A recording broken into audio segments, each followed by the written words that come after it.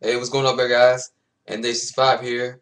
I want to say happy Thanksgiving to all y'all. Hope y'all having a very good, Thanksgiving. Hope that turkey's good. I'll be eating some, soon. So yeah. Um, I said I'm gonna do my chapter reviews for today. First I'm doing Bleach chapter 474. Let's get started.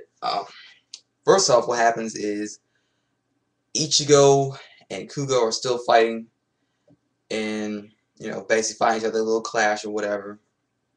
And then Ginjo from the last chapter brings up the person that he should really be fighting, and he goes on. When I first, like I said last week about last week's chapter, I was thinking that maybe he just gonna bring up some like crazy uh flashback of what his life was, and then we had to look at how Kugo was treated as a Shinigami or substitute Shinigami, and how he transitions from being the good guy to the villain is mostly because either the Soul Society or somebody, basically treat him wrong and he want revenge and blah blah blah. That's how all this all starts off. But no, it started off differently. I mean, Kubo. All right, Kubo, you're still a troll. You will always be a troll to me. But if he does this right, I'm not saying that this chapter ain't as as it's still bad. I mean, it won't. I mean, it's just especially what I'm about to say at the end. It's like what? But if he does this right, then hopefully the next couple of chapters will have some great plot points and some details. We need if he's gonna do this like he is right now. He needs to do it right. So what has happened was Kugo brings up the Shinigami badge, and Ichigo's like, well, the Shinigami badge is just something that has become a superhero right now. That's more like a badge that lets me know that I'm a substitute Shinigami. And we see little flashbacks of how Ichigo tried to use it, and for that one Shinigami, the one with the afro, he was like, I'm substitute Shinigami or whatever. He's like, I never heard that before. And so Kugo basically explains that the Shinigami badge has more than one function. Basically, what it does is it tracks your spiritual, it tracks wherever you are, like wherever your location is, and it also seals some of your power, like just in case, like okay, say for instance, he's in human form. Why haven't you guys have been noticing how Ichigo is still Ichigo even when he's human form? If you're half Shinigami, half human, your power should already be out of control by now. It should be, not functioning as right. Well, we didn't see that till like after the Soul Society arc. That's when we saw Ichigo like basically having to struggle with his, powers. Because I mean, if you think about it, after the Soul Society arc, he seemed kind of weaker. Not saying that he's not as strong. I mean, it takes him to use Bankai in order to defeat it just in a Rancor. And I'm thinking to myself, like, if the other captains didn't have to use Bankai to defeat the Rancor, why should he? And now we know. And basically, it tracks his movements, and apparently everybody knew about it in the Soul Society.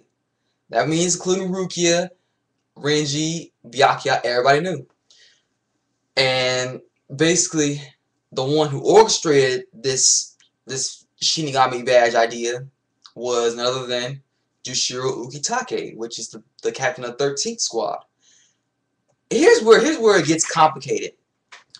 Basically, Kugo is basically saying that Jushiro Ukitake, long white hair Jushiro Ukitake, the one that is very sick and ill with the incurable disease, I believe, is considered the villain.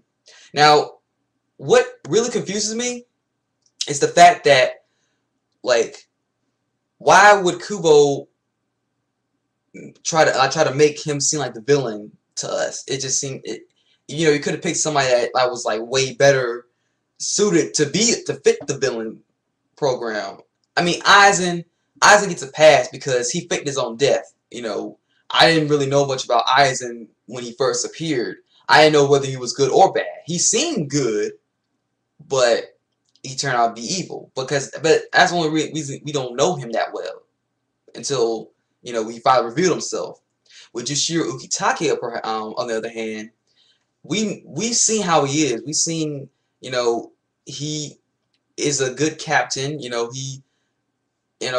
he doesn't really fit the villain type. I mean, he's very ill.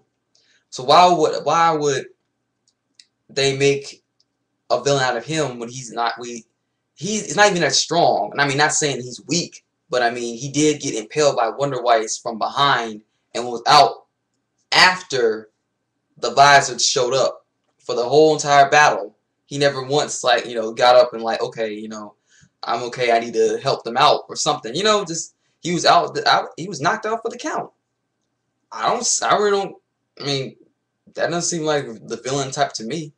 At least not to me, at least. I mean, I don't know how y'all feel about it, but I mean, how if he can't battle sickness, how is he going to be able to handle being the villain?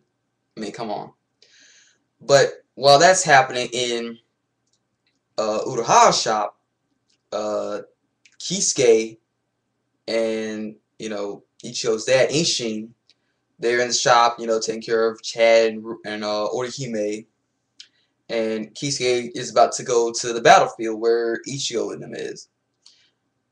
Ishin wanted to go along with him, but was told not to, that he was considered useless.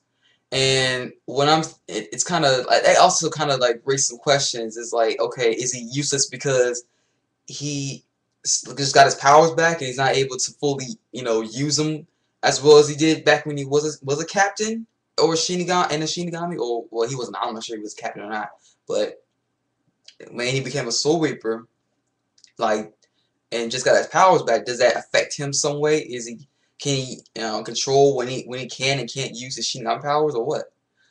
Or he just was useless to try to stop Kugo from talking to Ichigo or something like that.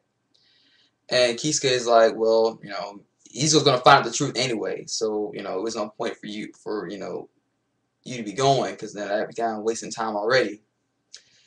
And back to the battlefield, Uryu is trying to console Ichigo, tell him this is just a trap. Kugo's just trying to psych you out for the trying to fight you and stuff like that. And this is where Kugo gets a little arrogant in this one. Kugo basically said that, well, wait a minute, distraction. I mean, I could take both of you guys out just like that. I mean, if you try to attack me from behind or whatever, I'm still going to be able to defend myself and talk to Ichigo. So this ain't really no. He's basically saying it's not a trick, because he knows that that neither Ichigo nor Uryu can take him. So basically that's why he said that. And Kugo's still talking, trying to basically get Ichigo angry, and it basically works. And Ichigo tells Kugo to shut up, and then he raises his sword and calls out to Bankai. Now, what really confuses me about what's gonna happen in the next chapter is that Ichigo is gonna be able to use Bankai when he just got his powers back. I mean, you think about it, he should be, if it's just like before when he got his powers back in the Soul Society arc, he should have been trained to get Bankai. So for them to just hand him Bankai just like that, it seems like, what the fuck. I mean, he gets new power. I mean, let him at least try his powers first before giving him a Bankai and all that stuff. But that's it for this chapter review. I'm Day65. I'm out. Peace, sayonara, and I'm out. Oh, and we expecting for Naruto and One Piece chapters that'll be coming out after this video. Alright, bye.